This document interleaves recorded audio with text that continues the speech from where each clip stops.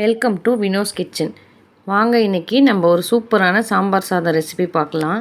அதுக்கு குக்கரில் 1 கப் அரிசி எடுத்துக்கோங்க. நார்மலாக நம்ம வீட்டில் சாப்பாட்டுக்கு யூஸ் பண்ணுற அரிசி தாங்க எடுத்திருக்கேன்.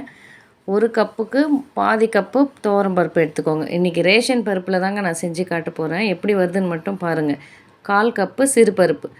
இது எல்லாத்தையுமே ஒரு 3 டைம்ஸ் நல்லா வாஷ் பண்ணிக்கோங்க.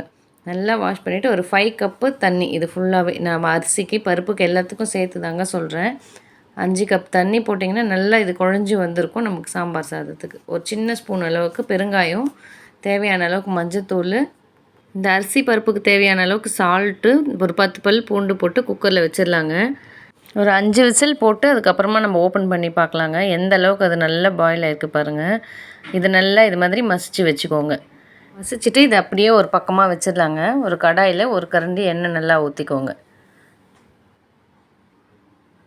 கூடவே நெய் ஒரு 2 ஸ்பூன் ஆட் பண்ணிக்கோங்க. எண்ணெய் நல்லா காஞ்சதுமே கடுகு, வெந்தயம், சீரகம், கொஞ்சம் கருவேப்பிலை, ஒரு 4 காஞ்ச மிளகாய் 2 போட்டுக்கோங்க. இது எல்லாமே நல்லா பொரிஞ்சு வந்ததுமே அதில் ஆனியன் போட்டு நல்லா வதக்கிக்கோங்க. ஆனியன் நல்லா ப்ரௌனாக வர அளவுக்கு வதக்கிக்கலாங்க. ஆனியன் வதங்கினதுக்கப்புறம் ஒரு 3 பெரிய தக்காளி கட் பண்ணி அதிலே போட்டுக்கலாம். தக்காளி நல்லா குழையாக வதங்கணுங்க. தக்காளி வதங்கினதுக்கப்புறமா நம்ம கட் பண்ணி வச்சுருக்க காயெல்லாம் ஒன்று பின்னாடி ஒன்று போட்டு நல்லா வதக்கிக்கோங்க. காய் பார்த்திங்கன்னா நமக்கு இது எண்ணெயிலே நல்லா ஒரு அரை வேக்காடு வெந்துருச்சுன்னா டேஸ்ட்டு சூப்பராக இருக்கும். நான் என்னென்ன வெஜிடபிள்ஸ் போடுறேன்னா முருங்கைக்காய், உங்கள்கிட்ட என்ன வெஜிடபிள்ஸ் இருக்கோ அது எல்லாமே போடலாங்க. அவரைக்காய், பீன்ஸு, கேரட்டு, உருளைக்கிழங்கு போட்டிருக்கேன். இதுலேயே போட்டு நம்ம நல்லா பாயில் பண்ணும்போது அந்த காய் எல்லாமே நல்லா வெந்துடும். குழந்தைங்களும் எதையும் தனித்தனியாக எடுத்து வச்சுட்டு சாப்பிட மாட்டாங்க. நல்லா இது போல் வதக்கி விட்டுருங்க. இப்போ பார்த்தீங்கன்னா நல்லா தெரியும் பாருங்கள், காய்ங்கள்லாம் எந்த அளவுக்கு நல்லா வதங்கி இருக்குன்னு. காய்ங்கள்லாம் நல்லா வதங்கினதுக்கப்புறமா கேரட் மட்டும் தனியாக இப்போ தாங்க சேர்க்குறேன். கேரட் சீக்கிரமாக வெந்துடும். ஸோ கேரட் கொஞ்சம் ஆஃப் வேக்காடு வெந்ததுக்கப்புறமா சேர்க்குறேன் நான். இதோடு சேர்த்து நல்லா வதக்கி விட்டுருங்க.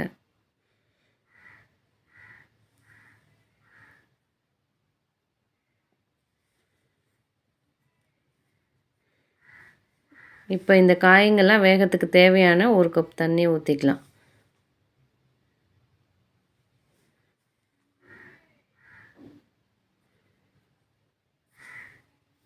சாம்பார் பொடி ஒரு 2 டேபிள் ஸ்பூன் போட்டுக்கலாம். அதுக்கு தேவையான மஞ்சள் தூள், இதுக்கு தேவையான சால்ட்டு போட்டுக்கலாம். சாம்பார் பொடி வீட்லேயே அரைச்சி யூஸ் பண்ணிக்கிறேங்க நான். உங்களுக்கு அதுக்கு ரெசிபி இன்னொரு நாள் சொல்கிறேன். தேவையான சால்ட்டு போட்டுக்கலாம். இந்த காய்கள்லாம் தேவையான புளி வடிகட்டிக்கோங்க. புளி எப்போயுமே இப்போல்லாம் மண் இருக்குது நிறைய.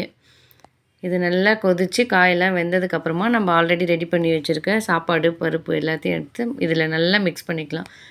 இதில் தண்ணி இதுவே சரியாக போயிடுங்க. தேவைப்பட்டுதுன்னா நீங்கள் சுடு தண்ணி மட்டும் கொஞ்சம் காசி இதில் ஊற்றி மிக்ஸ் பண்ணிக்கோங்க.